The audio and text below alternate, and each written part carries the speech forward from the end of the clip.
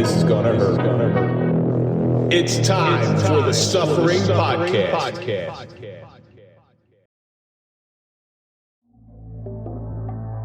We're sailing along the open water, having a great time. The seas are calm, the wind is light, and there's not a cloud in the sky. The ship is moving forward, heading towards the horizon. In an instant, and out of nowhere, a storm approaches, and we fall into crisis mode. There is no control, and we are helpless at the hands of Mother Nature. All that can be done is to prepare and hang on for dear life. Our life is sometimes smooth seas and calm sailing. There are other moments when we're blindsided by troubles beyond our control. With very little hope, all we can do is hang on until rescue arrives. I'm Kevin Donaldson here with Mike Failace, and welcome to the Suffering Podcast. If you're a fan of overcoming adversity and overcoming suffering, then we're for you, because that's what we do here, and that's the stories that we highlight. So do me a favor, hit that like button, subscribe to the channel, please comment, and now you can join. Ring the bell so you can get notified of all of our new content, and follow us on social media so you can find out what we're up to. On today's episode of the Suffering Podcast, we welcome the movie stars in here. Yeah, no kidding. J.C. Capone and Stuart Chirachella. Good job. Good job. Did it. 3 years to get that name, brother. 3 years. That was awesome. You know, what you're going to find out about these two men is not only are they prolific in the entertainment industry, but JC is overcoming a battle that very few people can understand. Before we get into anything, let's give a big shout out to our marquee sponsor. That's Toyota of Hackensack. We don't trust anybody as police, but we do trust them. So go to toyotahackensack.com and let them find you a car. So guys, every week, Stu, you're an old timer. I mean, you're a veteran here. Nothing's really changed except for the cameras. Our Hoboken connections now. Yeah. Listen. Could I just say these guys came a million miles away? It was just audio when I was here. We have video now. This is the big leagues. Well, 'cause Whoever's out there. Your show blew up so much we made a ton of cash, so we bought a studio. So each week, JC, we take a question from our audience. This week's question comes from Kitty Cat, and it says, "Why is there suffering and pain in the world?" JC, I want you to lead this one off. What do you think? You need to go through pain, lots of pain, to figure out when you get to the promised land, the heavier the pain, the greater the miracle. I love that, dude. Yeah. Stewie, what do you think? Me personally, I needed what I went through as a kid. I needed what I went through with my addiction to be the person I am today. You often say, oh, look at these people. They're here, they're there, they're there in their life all my age. But I had to be and go through whatever I had to go through. So I had to learn how to help people. And that's just basically it. Mike? That's what I think the pain and suffering keeps you grounded. You're just, if you got given everything in your life, you wouldn't appreciate anything. So, going through that pain and suffering, you appreciate, like I said before, I appreciate every day now. So there's a lot of different theories on why there's pain and suffering. People who believe in God or a God, they'll say, well, if God's so good, then why do you put pain and suffering? There's some theories out there, and it's a Jewish theory that says that God created the world and then separated himself, because if he was always present, then it wouldn't be anything miraculous. There would be no faith. It would just be reality. Okay? I believe that there would be no good without pain and suffering, because it would just be reality. So I gravitate towards that theory a little bit more. There is no back to the front. Taoists have that principle. Christianity, you got to have faith in order to reach a higher level. You got to know the pain. You got to know the suffering. And people of faith, who's your major sufferer? Like he's JC is Jesus in the house. J.C. Capone Everybody right here, love baby. JC. JC Capone. Jesus' son right next to me. J.C. Capone, baby. So I believe The Almighty. suffering and pain, while it sucks, it is absolutely 100% necessary. Without a doubt. So Kitty Cat, thank you so much for sending that one in. Keep sending in your questions, and we will try to get on the air. I didn't even tell everybody why JC is in the house tonight. Why? That's going to be the suffering of Parkinson's. Everybody sort of knows what Parkinson's is. They've heard of it. But when you come face to face with Parkinson's, everybody sees Michael J. Fox, Back to the Future, Family Ties. And now you see him today, and everybody has this almost pity of him. But when you hear him talk, man, he's got one of the greatest attitudes, and I see that in you, JC. I see that in you. Attitude takes a long time to get crocodile skin to battle this disease. And I'm sure it wasn't always like that, I though. was in a deep depression for 3 years. I locked myself in a room because I was embarrassed to see people. And the minute you stop living, the minute you lock that door and you don't go outside the house, you already started dying. So we ain't dying. We're going to live a long time and a good time. That's a great attitude to have. Because the minute you pass on, how do you know they're not going to find some sort of cure for this or some sort of medication? You know, you just missed it by one day. That's what kind of keeps everybody going. You know, but, you know, when you're growing up, where'd you grow up, by the way? 5 towns, Lawrence. And where was that? Lawrence, New York. Lawrence, New York. Good neighborhood, good family. Good family, old school Italian, pasta on Sundays, meatballs. Mama would hit you with a... My mother would be able, she would have the clog, so when we were bed, we'd turn the corner, she'd throw them things like boomerang. They'd hit you in the head and come right back. See, what people don't understand, the wooden spoon wasn't for stirring stirring the pasta and all that. Whippings. It was for ass whippings. The Exactly. metal spoon was worse. So I remember one year my brother, now I didn't grow up in an Italian household, but trust me, I got the spoon. One year my brother, who was Mr. Goody Two-Shoes, wanted to get my mother one of these decorative spoons that hang on the wall. I go, bro, you're going to fucking kill me. That's a true weapon. Because my mother, and when the spoon wasn't enough, it was the broomstick. And My mother was 4 feet 9 tall, but man, she came with some fury. She was like a Vesuvius. Forget about it. my mother taught Darth Vader how to sword fight. I just want to let you know. So what was it like growing up? Why don't you tell our audience a little bit about yourself? Life was beautiful. My father was around, my mother. My family lived within like 10 minutes of each other because we were all basically immigrants from Italy, so we stayed close. Family was tight. Every holiday we had 30, 40 cousins and aunts and uncles at the house. There was no such thing as secondhand smoke. The fucking Christmas day, there'd be clouds of smoke. You'd have to duck underneath to walk just to not get hit with a cloud. With the yellow ceilings. Yeah, yellow ceilings, ashtrays all over. Remember those big glass ashtrays? So- Stand-up ones. Italian household. Pool table downstairs, second kitchen, Second kitchen, we didn't even know the first kitchen. That was for diplomats only. plastic slip covers. We had the Slip Oval covers on- Office room. Only Slip when covers Ita- on the couch. Only Yeah. when Italian dignitaries came to visit, you were able to get in that room.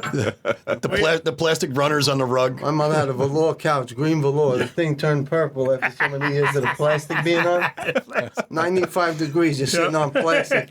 Damn, boy, your ass would hurt. And when you get up, your ass sticks to the seat. you get up, you hear the skin just separate. And a lot of people don't know that's a Puerto Rican thing too. That's a Puerto Rican and an Italian thing right there with the plastic. He's the man you want to talk to. Plastic on the couch, too. We grew up in Hoboken. The Puerto Ricans and Italians had plastic on the couches. That was it.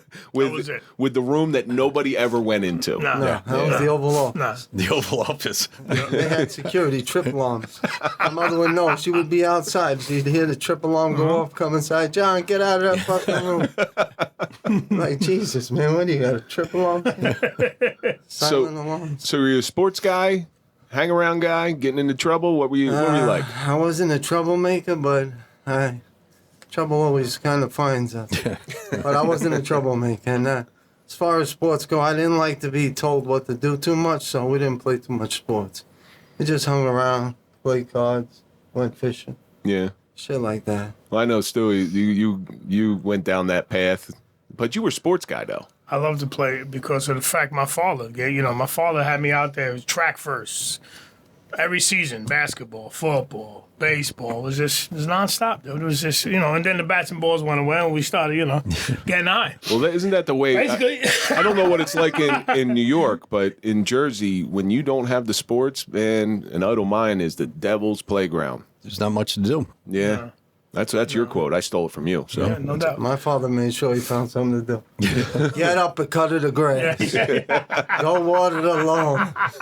My father, Saturday morning, be like, what do you think, you gonna sleep on the couch all day? Come with me, son.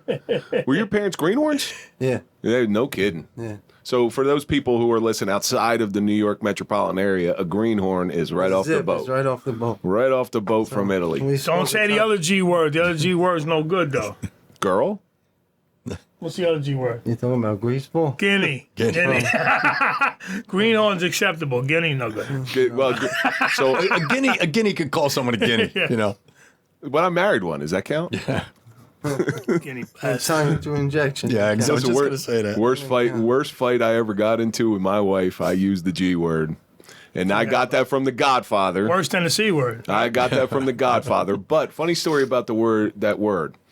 So when they were making The Godfather, Joe Colombo was still alive when they were going through script revisions, and he made sure that word wasn't in there. The only person that could say it was Tally Shire. no, Carlo. Carlo. Yeah. Can't think of his name right now because he was Frank Colombo's errand boy, and he didn't say that word until Colombo got shot. That happened after Colombo got That's crazy, shot. Yeah. Guinea Bassett called Tally Shire. Yeah. Guinea Princess, I think it was. But anyway, so you go through high school, pretty successful. Now, I know you had a real successful construction business. Yeah. Everything was going real well. What kind of construction? I was in the construction. We did masonry work, stucco, brick siding, stone facing, driveways, patios, decks. Was it a family business, or did you start it up? No, I started it up. It was funny. I kind of got it over a card game, if you believe that or not. But I was in the cafe, and the degenerate gambler, and he kind of owed me, so we took over the business. And, Didn't they? Wasn't that in Goodfellas too?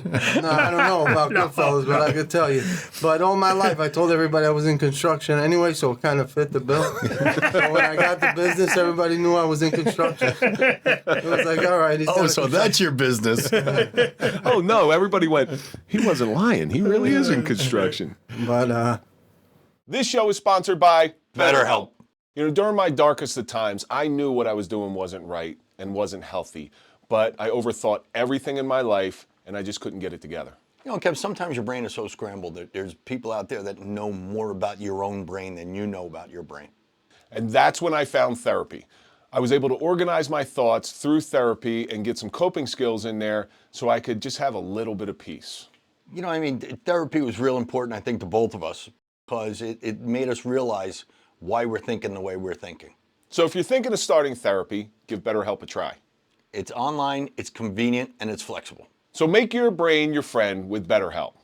Go to BetterHelp.com/suffering and get 10% off your first month. That's BetterHelp, HELP.com/suffering. How many years, JC? How many years? I had it for about 15 years, Wow. 20 years. Now, That was about 25 we started. you had all your family members around you. Did you ever have any experience with Parkinson's? Anybody in your family ever get it? No. No? This disease just snuck up on me one night. Well, stop there. What was the first hint that something was going on? When you work construction and you're a lifter, every day you feel aches and pains, your body's shaking, you know, you're hanging up jackhammers all day, Yeah. you're swinging sledgehammers. I know so real it's well. normal that your body's off a little bit at night.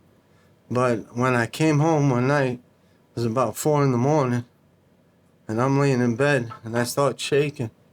And I said, hey, kid, I think we got a problem here. She's like, stop, you're scaring me, you're shaking. And I couldn't stop. So right away you think of Parkinson's, and I don't know, it just popped into my head, and you go to the hospital and they put all these wires and they do all these tests. And I guess nobody wanted to face me and tell me that I had Parkinson's. So every doctor that would come by would be like, the next guy's gonna see you, the next guy's gonna see you. Till finally, some guy, some heavy accent, I don't even know, peeks his head in, and he goes, you know what you got, right? And I said, no, what does he got? He said, you got Parkinson's. Well, you're an Italian guy that owns a construction company. They didn't want to come in and tell you. Yeah, no, they were they were a little shook, but JC had two guys outside the room like this, look, chilling. I was Now, over time, definitely caught off guard on that one. you've had to become very educated on Parkinson's. For everybody who, everybody's heard the word Parkinson's. Tell me exactly what Parkinson's does. What is it? For everybody, it's different. People have different stages and different forms. So there's Me- mild forms of Parkinson's out Me, there. this hand shakes, this hand locks, and my left leg drags. So try to do a fucking email or text or because this guy's calling me, I'm pressing the button, I'm reaching Tokyo or China. I don't know. I press so many buttons, my iPhone goes out of whack. So that's why you're not answering any of my That's text why messages. you understand. Nah. He got me trying to hit me today. I'm on the GPS. I said, Capone, I can't do fucking face talk right now. It's like I can't Come on, hear man. you. My hand's shaking, the fucking phone's going this way, that way. I'm trying to get it next to my ear. Stu calls me the other day and he's like, "You gonna send me the address?" And I sent it to JC and he goes, "That motherfucker don't say." He hasn't answered a text message in 10 years. The only thing I'm good for, shakedown. Somebody got to shake him down. I'll shake. What's your line? Give him your famous line. I'll shake the shit out of him. No, your famous line. What? I'm shaking, not stirred. Shaking, not stirred, Shaken, baby. not stirred. That's it. That's But I classic. tell you don't need a KitchenAid in my house. Wah. Yeah, but I make the best lemon meringues. so Parkinson's affects the nerve system, correct? Yes, sir. Yeah, but it affects everybody differently. Where does it stem from? Have they ever figured out why it's happening?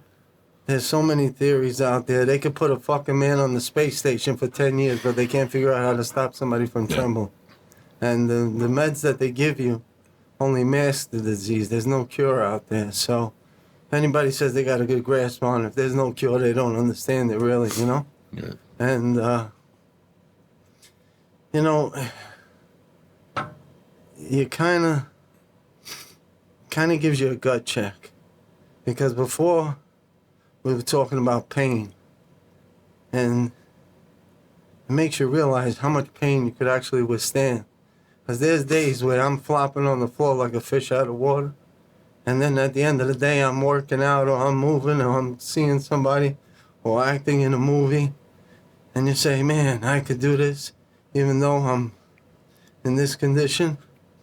And to me, every day is a blessing. Every day is a miracle. And don't take anything for granted. See, the most important thing is taking shit for granted. Like when you get up, I say, thank God if I can move, if my hands are not shaking, if I could get dressed on my own, if I could go get a cup of coffee. I drink a cup of coffee right now, the fucking thing will hit the ceiling. It'll be a cappuccino by the time I'm finished with it. Yeah, but it wakes you up to the good times. So the pain that you endure wakes you up to the good times.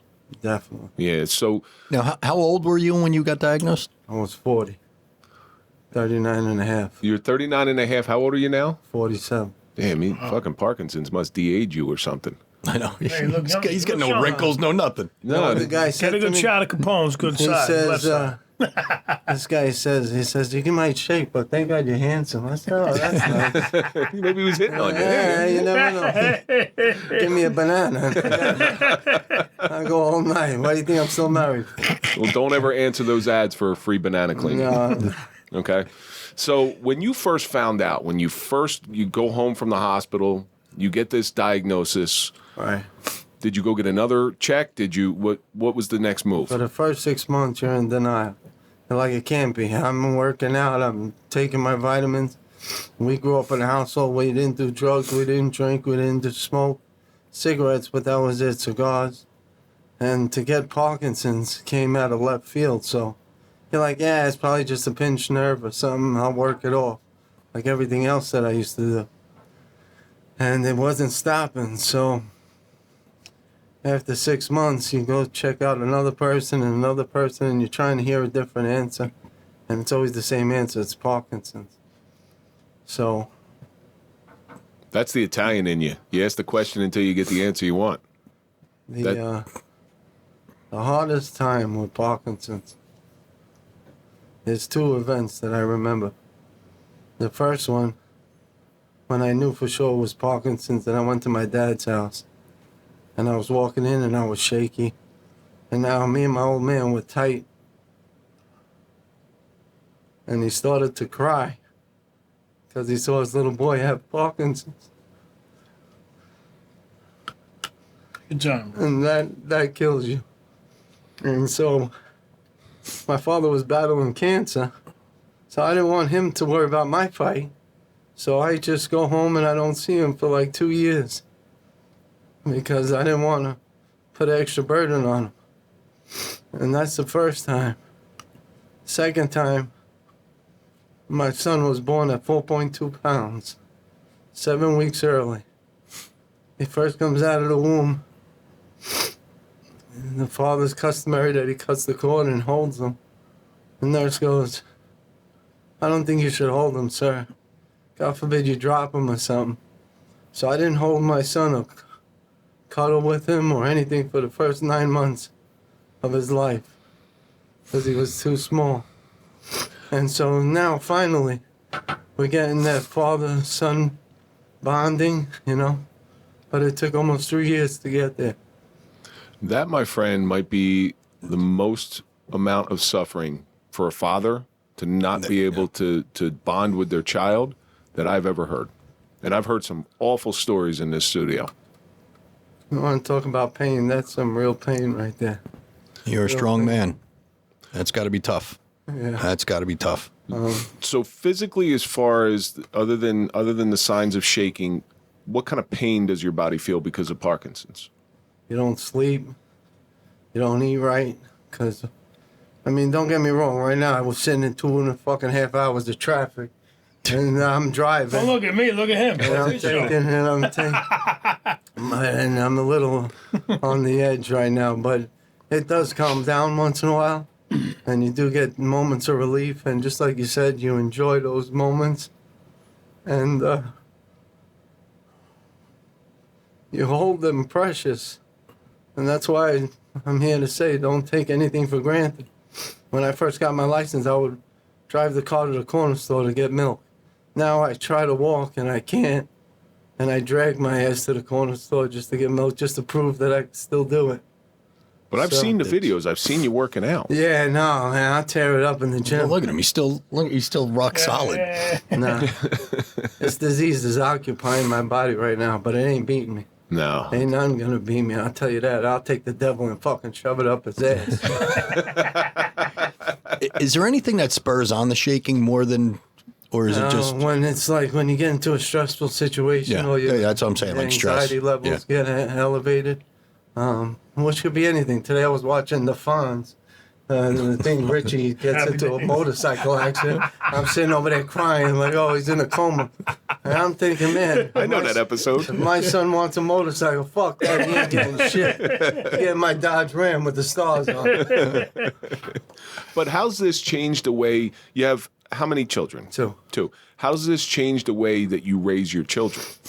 Because, you know, you could be the victor or the victim. It's your choice. I'll give you an example. A friend of mine was a big executive. Says, JC, I'm jealous of you. And I looked at him and I said, bro, what the fuck you jealous of me for? He says, you have time, which I don't have. I'm working 24 hours a day. I don't get to see my kids. And you get to spend every day with them. So if this disease did anything, it allowed me the time. Even though I can't pick them up all the time, I can't play with them all the time, but I get to see them. I get to... Well, how old are they? My daughter's 4 and my son is 3. So they're of the age where they're starting to become aware. Yeah. Did they ever turn around and say, Daddy, why are you shaking?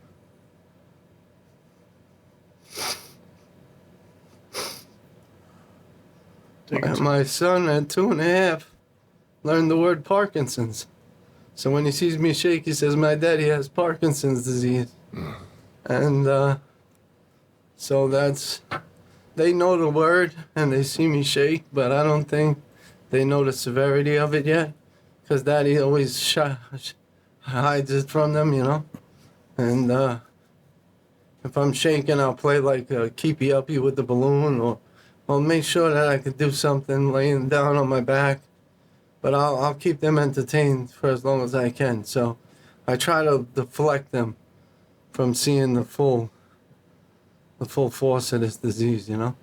But I think it's a good thing that they know and they understand at a young age, you know. Yeah. So, Because for the same reason that you tried to shield your father from that, is your father still with us? No, he passed. He passed. Do you think that was the right way to do it? When you see your father cry, it just tears you up inside. And that was my main man. And to see him cry, I'd probably do it again and keep him out of this. Yeah. Because he was battling lung cancer, and he was a strong man, a warrior. That was a true warrior. He'd go through a surgery and just be like, I'll see you on the other side, kid, if I don't make it through. So, but would I do things differently? If I didn't come the path that I came, I wouldn't be where I'm at right now. So would I do it the same way? Definitely. Lesson number 1, don't go into houses that are filled with smoke for holidays. That's lesson number 1. You know what, though? See, I have a different view, respectfully. No. I'm not in your shoes, so I would never want to rob that time, especially with your children. You know, we're all, whether we got Parkinson's or not, we're not here forever. No, without a doubt. You know, and I look at my 13-year-old, and I've said this to myself, I've said this to my wife, I said this to myself. Mike knows how close I am with my kids. I got 5 years left, and he's out on his own. You know, he's out off to college, doing his own thing. Well, They usually come back and sleep on your couch for another 20 years. if you grew him up in my house, I don't think he's gonna. No, but anyway, They still have the plastic on the couch. Come on. They don't want to come back and sleep on that. But you know, that's the way I look at it. Right. So those 5 years that I got left with him are so precious to me that I try my best to make every day count. Now, do I succeed all the time? 100% no. 100% no. I'm doing stuff here. I do have a job and 100 other things, but I do coach him in football. I make sure I spend as much time with him, and I think that's the important lesson. Like, you have time. Exactly. You know, that's the one thing they're not making any more of. No. You can make a lot of things, but you can't make time. Time never slows down. No, sir. So after your diagnosis, you said you fell into a deep depression, understandably. Yeah. So was it who was your caretaker? You know, I was going to therapy, and this just wasn't connecting. And you think your life is over when you go from being 250 pounds in the gym, rocking 315, 325, swinging sledgehammers, getting down, to this where you can't even really control your hand movement. Who's your caretaker? It's either the devil or God. I've seen both. I've been down in my basement many a nights contemplating some real bad shit, and the demons almost try to take you over. And thank God for faith and love and family. But it's not easy. Well, so Stu, you had a similar come to Jesus moment in your life as well. Well, thank God, number one, I'm blessed to be sitting here today because me personally, I mean, that's because you're sitting next to me. yeah, thank God. Well, I got next to this guy. So actually, there's a Hoboken cop, not Mike DePalma. There's another Hoboken cop that actually is a school resource officer in the town that I live in, John Arico. Right. And I said, "Oh yeah, I know DePalma, I know Stewie, and they look, I know Benny Love, and everybody says Stewie was a fucking maniac." That's everybody says the same thing. I was an addict, man. I was just, my end was just, embarrassing my family. Like JC's story is a lot different than mine because JC had it thrust upon him. Mine was not self-inflicted, but I had that addict gene in me. It was there. So I loved the street and all the action and just getting high and just put myself into a hole. And like I said, I had that moment. I saw myself in the mirror, like in a car, and I was like, fuck you doing, man? You're throwing the towel in, man. And this moment of clarity, whatever you want to call it, and I'm on this path, and let me just say something about this man right here sitting next to me. Now, this is the first time me and JC see each other in person. I've never met him yet. Really? We've talked for the past maybe how many months, 6 JC? months. 6 months on the phone. We met through John Lupo, a friend of the show's.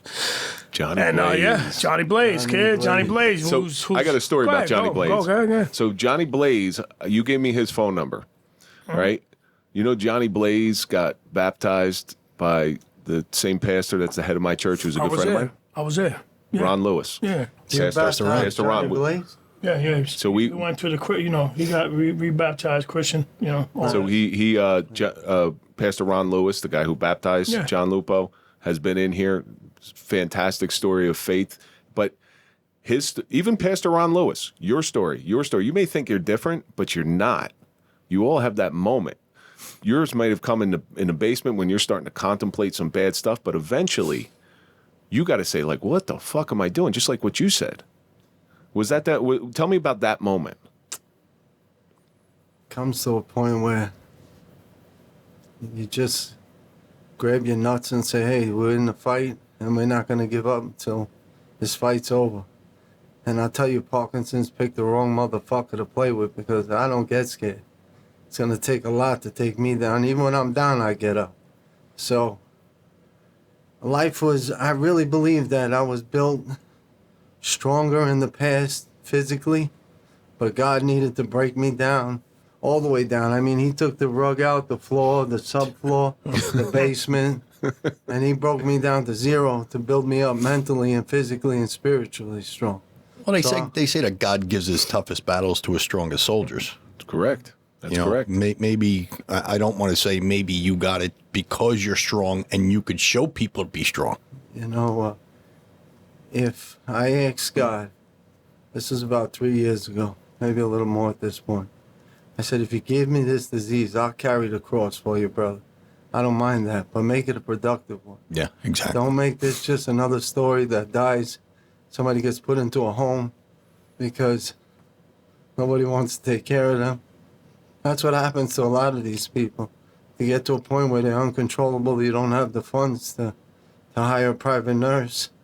And so what do? You put somebody in a home and you forget about them. I'll be damned if I'm going in a home. I'll be damned if this disease is going to stop me. But see, and the thing is, you have a great attitude about it. You could help people.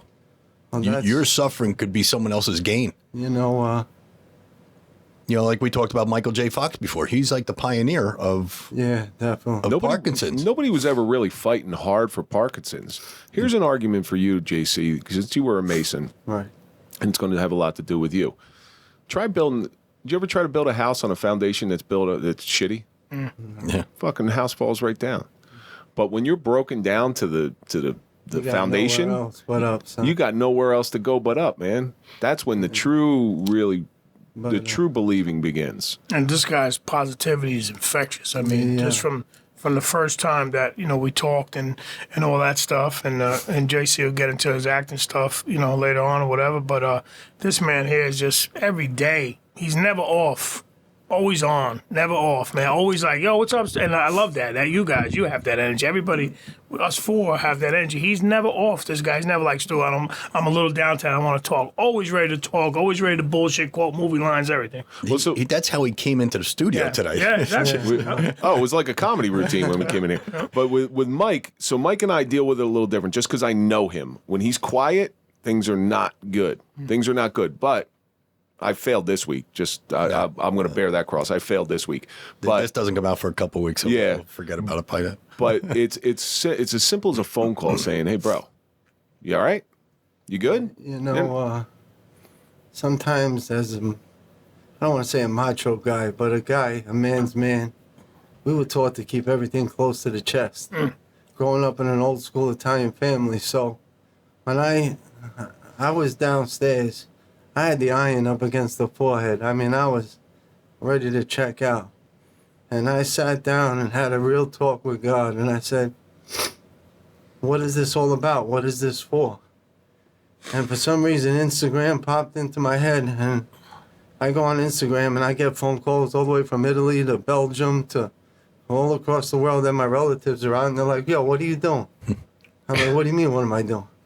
You fucking nuts, you're on the computer telling all your business. Shut that shit down right now. And I'm like, God kind of gave me this idea that I'm giving you this for a reason, kid. I'm going to make you suffer, but at the end of the day, we're going to come out on top. And Michael J. Fox is doing his thing, but there's only one person fighting. The millions of people are fighting. And we got one captain leading the brigade. I mean, we need dozens of Michael J. Foxes, dozens of J.C. Capones out. Well, but see, I mean, you could do that too. You have the personality to be his second in command, if you want to say that. Let me just say this. That's why JC really wanted to come on here. JC ain't worried about the acting shit. He wanted to promote. He wanted to come on here for this. Yeah, Of course. This mission was never about acting. This was acting is hopefully, you ain't got no star power. Nobody's listening to you. I mean, that's the bottom line. That's why nobody listens to us. You can be as charismatic, as funny as you want, but the followers just don't jump on because unless Parkinson's hit you in the face, which every 9 minutes it's tapping somebody on the shoulders now. 9 minutes? Yeah. Wow. young and people under the age of 50 every night. It's the number one neurological disorder coming up. So did you ever once think, we when we get hit with any type of suffering, it's and you start working your way back up, you start thinking, save me, save me, save me. Did you ever think that you're here today, not in this studio, but you're around today because somebody who is going to make a gigantic impact in the world needs you? Honestly, sir, when I started doing social media, I just did it. And I started off with 10 people, which were all family, then 20 people. And then you start getting messages from Australia, Alaska, California. Hey, kid, I'm battling. I look for you for inspiration. Not many people, but we get all kinds of people that write us, DM us and stuff. And I never thought this was going to be... I just wanted somebody that was on the ledge at 2 a.m, that didn't want it, that wanted nothing more to life, that didn't see the light anymore, that lost God, to call me. Because I'll stay and fight with you. I'll talk all night. I'm not a therapist. I'm not a doctor. But I got an ear that listens very well. So I just wanted to help people. And in doing so, see, God works in mysterious ways. You go to do right and help people. A guy from California by the name of Grant Singer, a director, sees my video. Now think about this. There's like 10 million Parkinson's patients in the world. There's how many millions and millions of people on Instagram. To find me out of everybody, it's almost like Jesus took my Instagram page and put it on this kid's lap, because that's pretty much the only way he's going to find you. Kev, you said it just before. There's no such thing as a chance meeting. There is absolutely no. So the gentleman sitting in the control room right now, Tom Flynn, our new director of advertising and marketing. All right. Do you know how we met? I'm going to tell you how we met. You're never going to believe it. I'm doing a show for my church in New York City. I'm walking past Madison Square Garden with my head down, my glasses on, trying to get to the path. I hate New York City. Walking straight to the path, I hear Kevin Donaldson. Turn around, I'm like, oh, fuck, here we go. Here we go. Turn around, and that's this man here.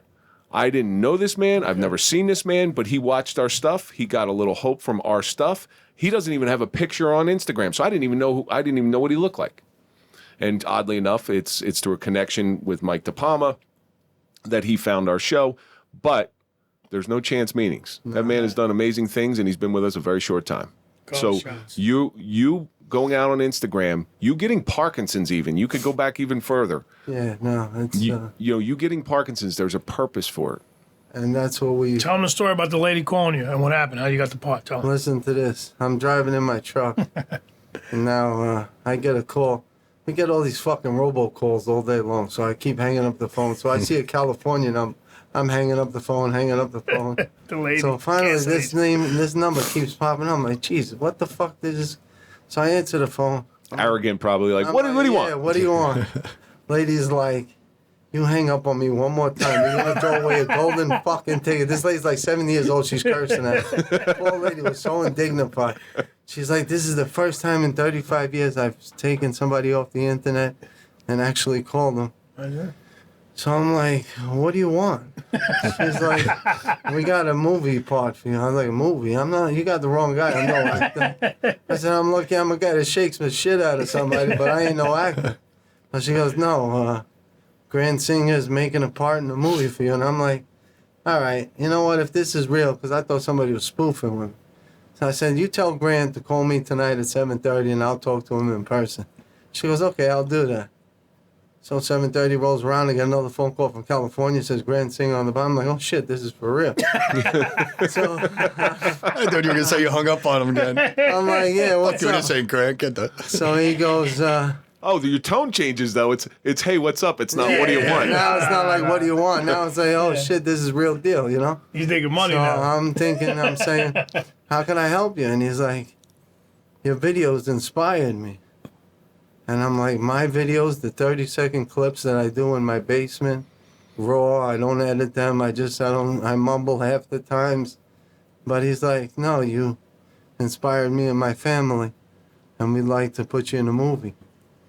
And again, you got to thank God for this, because and you get knocked out so many times, you feel like you can't fight anymore.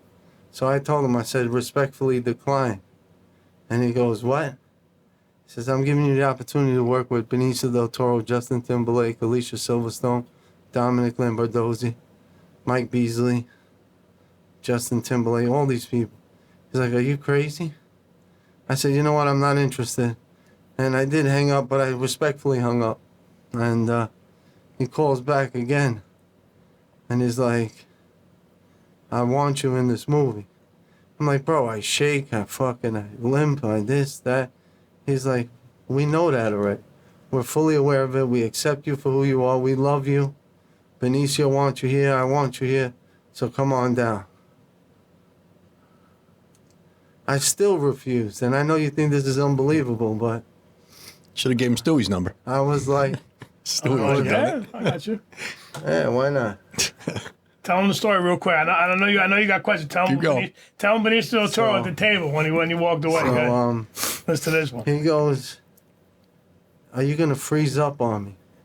And I said, bro, I don't freeze. My body might, but my mind doesn't freeze. He says, as long as you won't freeze, I got you. Tell him at the table when you left. You Oh, took your yeah. lines away. You took your lines. So the first scene that I'm in is, this is Benicio del Toro. I'm sitting right next to him, right? Now, I'm like shook. This is a guy that I've been watching for 20, 30 years. Oscar. Did you ask him to put a finger up his Academy ass? Award winner and everything. So he's like, hey, Capone, sit next to me. I'm like, oh, fuck, man. I was hoping to sit next to somebody like Lil. So Alicia Silverstone or someone. So he goes, he looks at me and he says, you all right, kid? He says, welcome to Park Avenue, don't fuck up. As soon as he says that, he blows my mind. I forget all the lines, right? So I take the sheet of paper, the script, and I'm shaking it. I was like, ah, fuck it, I'll just wing it. So Dominic says something, and I'm supposed to knock over a bottle. So Dominic says something to Benicio. Benicio's looking at me. I don't knock over the bottle. He goes, He looks at me, he says, you're supposed to knock over the bottle. I'm like, oh shit, I'm sorry, you blew my mind. I'm sitting next to you. I'm watching Sicario in traffic. You know, I'm a little shook. So he goes, do you mind if I tap you on the knee when it's time to knock over the bottle? I'm like, no, that's a great idea, boss. So the bottle comes, he says the line, boom, he taps me, I knock over the bottle. Great job. Everybody comes out clapping like, yay. Woo. So I'm like, all right, this is easy enough. Second time comes around, he doesn't tap me on my knee. So I don't knock over the bottle. He goes, hold it, wait a second. He says, are you fucking with me? I said, no, why? He says, you didn't knock over the bottle. I said, you didn't tap me on the knee. He says, hold it. After this guy says this word, wait 2 beats and knock over the bottle. You understand me, kid? I said, yes, sir. And that was our relationship with Benicio. And I'll tell you, there was a couple of points throughout the movie that I was doubting that I should even be there. When you walked off the set, Benicio called you. And Benicio called me because I wasn't an actor. I didn't know. Like everybody said I was an actor growing up. My mother said she thought she would see me on TV, but America's Most Wanted, not Reptile. And so the movie is Reptile. Yes, sir. The movie is Reptile. Directed by Grant Singer.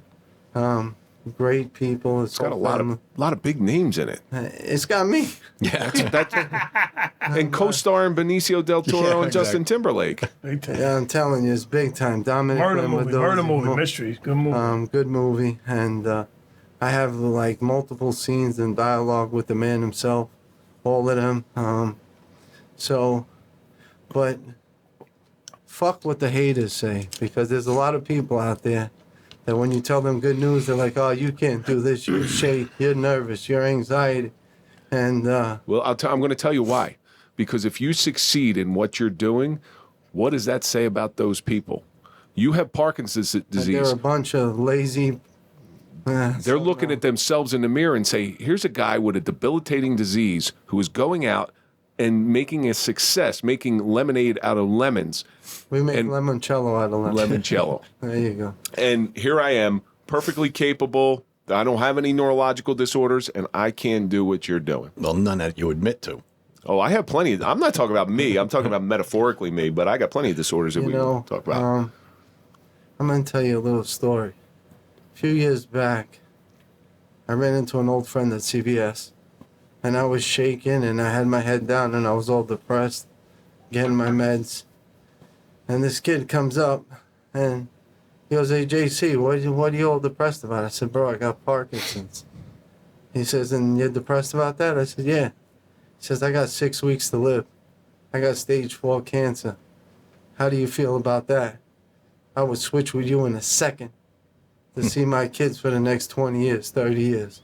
So if that doesn't put you in line real quick, everybody, you think you got it bad, there's somebody else that's got it worse than you." It gives you perspective. Yeah, exactly. Believe it or not, that's our show. That's our show in a nutshell right now. What Mike and I went through, we used to be so down on ourselves. How did this happen to me? I must have been born under a bad sign. And we get people in here who give us these stories that they've overcome that make our incidents look like a pimple on a fat person's ass. But everybody that's fighting a battle, at the time that they're going through it, it seems like a mountain. You know what I'm saying? So you might be fighting a different battle, but you're just as much as a warrior. Might not be Parkinson's, it might be cancer, it might be something else, but everybody that has a battle, I mean, except for the people that lay on the couch with a headache. Like, I get people that call me up, "Oh, JC, how do I get stronger? How do I lose weight?" Stop eating. Go to the gym. I mean, what the fuck? It's easy.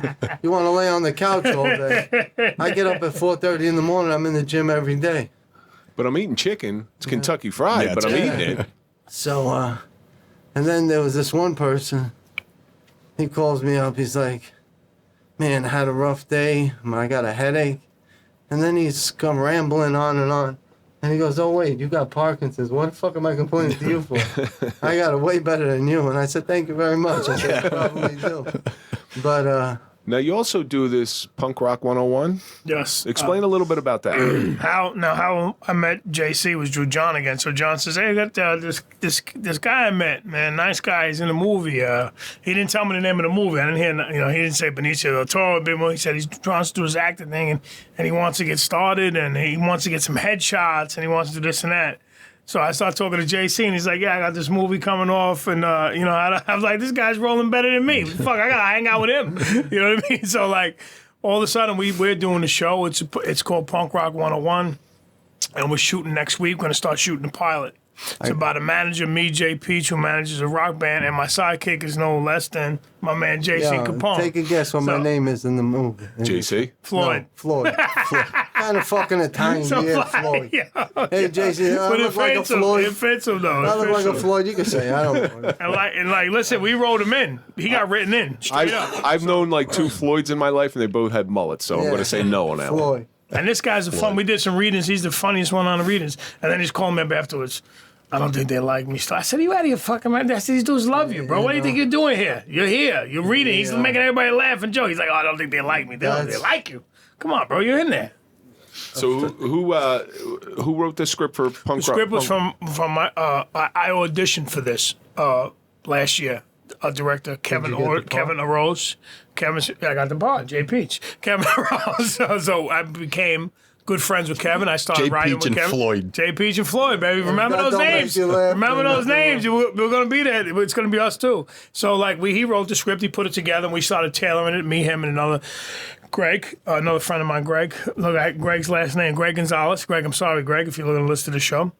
We just started collaborating, and then everything just started coming together little by little. We shot one time, we're shooting another time. Now we have coming this Friday is Eric Roberts. Next Friday he's going to be part of our pilot. Another great Anthony Gallo. He got a few scenes with Robert De Niro and The Irishman. We got JC Capone, big scenes coming out in Reptile. We have a lot of decent, great actors, forget about decent, and we're just going to really concentrate on this pilot, buckle down. As a lot of people know, filmmakers out there, it's a lot of work. So we're going to do promotion. We're going to put a few scenes together, not so much of a sizzle reel, but like 3 good scenes, solid, because we have Eric Roberts. It was tough to get him, so we finally got a schedule so he can come down.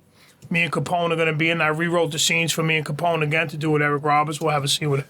And we're just building, man. That's it. Can I give you one piece of advice? And I know shit about acting. Go. Because I saw the one movie where you were the cop. Okay, don't wear a cop's uniform that says De Palma on it. Oh my God, that was a short film. That was a short film. That was a short film because they saw the name De Palma and they're like, we don't fucking want this thing. It was short-lived because it said De Palma on it. So you should have, JC, you should have seen this. We're in Hoboken and we're at some family backyard barbecue. And he's just doing this scene, and all of a sudden, De Palma's pulling uniforms out of his trunk to give to Stewie to do this movie. Oh, man. That's the wardrobe department right So there. you guys all hang out together, huh? We've been around each other. I try to stay out of Hoboken because if you go to Hoboken too much, they're going to say, yeah, go down, make a left at Biggie's. Well, I don't know what the fuck Biggie's is. Well, Biggie's used to be there. They Remember came that? down, they met Cool. Let me just tell you this is how God works. Like, De Palma was my friend. I grew up with Mike. Mike started saying, I'm doing a podcast with these guys. Come on. I said, what? Well, I went to the academy with Mike. That's how. Mike. That's how we originally met him. You guys knew Mike. I didn't know you guys. Mike was our mutual friend. Put it that way.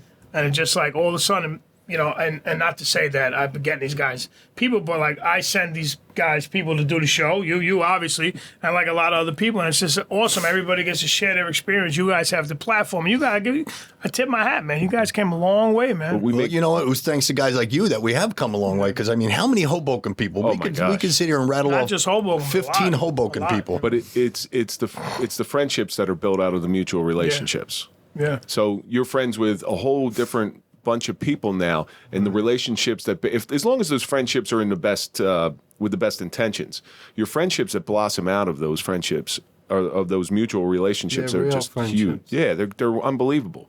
You know, I mean, that's what when we went down to Hoboken, it was for what, a sober barbecue or something like that. I've never been treated like that as a stranger in my life. Yeah, we had a big This guy barbecue. rolls out the red carpet for you. It was Everybody in Hoboken did. It was like we were family. Like we grew up in Hoboken, and we didn't.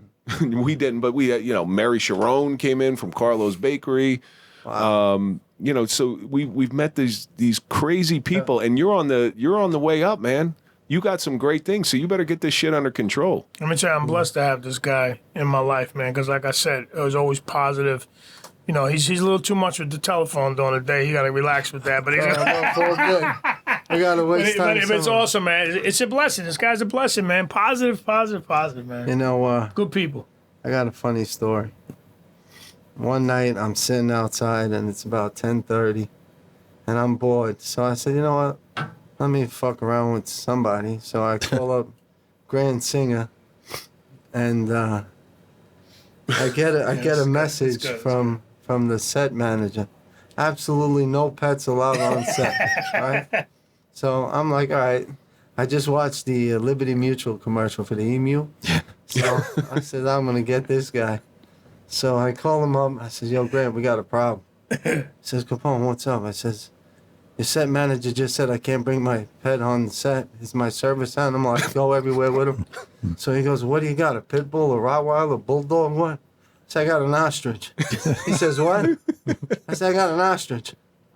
He goes, you're fucking kidding me. I said, no, seriously. His name is Oscar. He's 6'2", 250 pounds. He says, does he bite? I said, no, he runs around and spits at you. He goes, So he goes, yo, cuz, I never heard this before. What do you feed the guy? I said, I feed him treats and this and that. He says, where does he sleep? I said, I get a bowl of hay, I throw it on the floor. He doesn't really bother nobody. He might run after you, but that's about it. So gets to the point where I'm like, man, my wife comes out, she says, you're going to blow your fucking chances. You're looking to get fired, aren't you? So, See how far you can push it. see how far. So at the end, I said, gotcha. So he goes, that story was so outlandish that only you could pull it off. And I fucking believe it. But so I got a fake a baby ostrich from one of those stuffed animals. I put an ESU tag on it. I brought it on set. Everybody was peeing their pants. I said, this is Oscar, everybody. Now, do you ever run into people professionally or around your neighborhood that sort of try to treat you with kid gloves, like you're feeble or anything like that? No. No, see, I've known people with dementia or Parkinson's, and people are like, oh, are you okay? Are you all right? And They talk to you like you're a kid. yeah, I got a mug that people just don't associate with being a kid. They look at me now. I had one guy call me, and we walk into a restaurant. This guy, Adam, and he says, JC, you mind if I tell you something? I said, what? He said, "You were a daunting character back in the days, but man, you still scared the shit out of me now." I says, "Yeah." So it's easy to just give up. It's easy to say I'm sick, and I got every right to lay down and just lay there because this is not easy moving. It's not easy getting around, and so I'll be the first one to say, "You want to give up? Go ahead." But what are you gaining from it? What are you going to gain from laying on the fucking couch and crying? Crying isn't going to solve this. Whining about it isn't going to solve it. Get up off your ass and get out there and start moving and do something with your life. Make something positive. That's one thing I could see in you is you're not a quitter.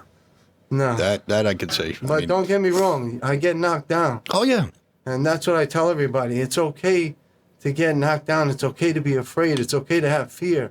But turn that fear into fuel that lights a fire in you and get you out there to move. Because if this disease doesn't scare you, then I don't know what does. If this disease doesn't force you to get out there and fight back, then you know what? If you don't have the fight in you, give up. I mean, you got two choices. You give up and die, or you get out there and fight. I'm choosing to fight. It's not how many times you get knocked down. It's how many times you get back up. Yes, sir. So where can our audience find J.C. Capone? Sitting in my house, drinking an espresso with a cannoli. Shaken, not stirred, right? Shaking, not stirred. Shaken, not stirred. If you have a barbecue, I'll be the mixer. Don't worry about it. Where can we find your social media? I have faced Facebook and TikTok, but it's too much for me to do all this stuff. I do everything on my own, so I usually just stick to Instagram. It's And JC Capone's his handle, right? Yeah. 76. JC Capone. We're going to put links to all this stuff in the show notes so people can find you, reach out to you, because you're not done yet. You got a lot more left to No, do. we're gonna kick some ass and take some names. Anytime. We're gonna start shaking this. Talking about the industry movie. up. The movie coming out Friday. Tell him. Was it? The movie's going to come out on the 29th. By the time this airs, that Netflix. movie will already be out on Netflix, and the movie's called Reptile. Reptile with Benicio del Toro, Justin Timberlake, Check it out on Netflix. Alicia Silverstone. Stewie, where can our audience find you? Come. I got two episodes. If anybody wants to go to Amazon, please promote. And my friend Willie DeMeo. Willie directed it. Willie acted in it. Willie he wrote it. Willie's really worked hard on the series. You got a ton of. If you like mob stuff, I mean, this is the show. I mean, That's got about every mob actor in Dice it. Clay's in there. You have what's You have Armand Asante. William Forsythe, Bronx Tale, Chaz Parmenteri's in it. I mean, everybody's in it. It's an awesome show. I'm in episode 7 and 8. I have a recurring role on it. Thank you, Willie DeMeo, for that. And basically, Punk Rock 101 will be coming soon. As soon as we get done filming, we have a lot of interest in it, and we keep plugging, we keep working. Well, how about your social media? Where can we find you? My social media's Stuart Chiricella at on my handle is on on Instagram. Just Stu Chiricella. Just Google me in there. Type the last name as best you can. And my Facebook. You know, and every week we're dropping. I had a short film in the film festival called Decision. Every week we're dropping another little snippet of the film. So The last one was really good. we're plugging, and that was only the first one. So Yeah. we just keep grinding. Stewie, Sammy the Bull, Chiricella. Absolutely. and I just had a nice organized crime on Law and Order. So I did one of those episodes too. So I'm trying to on organized crime. What was it? and Which Order. Law and Order? It was a May 4th episode. No, Law and Order. They got Law and Order like organized crime. Law and Organized Order. crime. Can I get What is an it? Last autograph Crime? before- Organized crime. Organized crime, 'cause they got, like, it's Law a and new Order, one. It's anal on rape hold and- now, so Can I get an autograph? I'm trying to before we catch leave? up to this guy. I'm trying to Oh, catch up to fuck my man outta right here. Organized crime. I think he's typecast now. You know. Yeah. No, I played a cop. I played a CO in the fucking. Come on, I played a CO in Jeddah. I was setting up hits. It's got to be dirty or The something. COs, yeah, I was setting up hits. I was setting up There you murders. go. There you go. So, Again, I said typecast. Yeah, exactly. I don't JC, know what you're talking about. I have no idea. I never met this guy before in my life. Capone. JC, we're coming to the end of this thing here. And Already? Yeah, man. The hour goes fast. Damn. Yeah, so I ask Told you everybody. there's a clock right over there. You can watch. Yeah. I can't see it. Oh, Down there at it the is. bottom. Okay. We end every show the same way. Right. You've gone through this incredible journey from the depths to normal depths of hell and then back up again. And we're still fighting. And if Not you over yet. haven't learned anything from this journey, then it's really a wasted opportunity. So what do you think your suffering of your Parkinson's has taught you? This is more for my kids. That if this disease is genetic, and God forbid one of them gets it, they're going to know that their father fought the fight. And if I go down, it's because I can't get up. But if they go down, no matter what life throws at them, look at their old man. If I could keep pushing forward, they could keep pushing forward. And don't let anybody stop you from completing your dreams and your mission in life. Amen. I think that's that is unbelievable. I think that's a wonderful place to leave it. I can't thank you, gentlemen, both enough. Stuart Chiricella, J.C. Capone. Sorry for getting so heavy. No, this Remember those names, baby. We're coming. You ain't on the Happy give you Podcast. You're on the Suffering Podcast. Yo, I'm going to give you a Dion line. We're not coming no more. We're here. We're here, baby. Thank you both, gentlemen. I wish you the best. I can't wait to see Reptile coming out on the 29th of September. Me too. And that's going to do it for this episode of the Suffering Podcast, The Suffering of Parkinson's Disease with J.C. Capone and Stuart Chiricella. Let's think about all the stuff that we learned. Trouble seems to find you. Life can give you a gut check. They're not making any more time. Rock bottom allows for the construction of a strong foundation. Circumstances give us perspective, but the most important, turn the fear into fuel. There you go, guys. That's going to do it for this episode of the Suffering Podcast. Don't forget, go to popple.com, get your digital business card, put in the code TSP20 for a 20% discount, and now you can go to BetterHelp, go to betterhelp.com/suffering, 10% off your first month. Look for us on all social media. That's TikTok, Clapper, Instagram, Facebook. What am I? I'm missing one of them, but Instagram. all of them. We're missing all. We're on all of them. Follow Mike at Mike_Failace. Follow me at Real Kevin Donaldson, and of course, follow the Suffering Podcast. And we will see you on the next episode.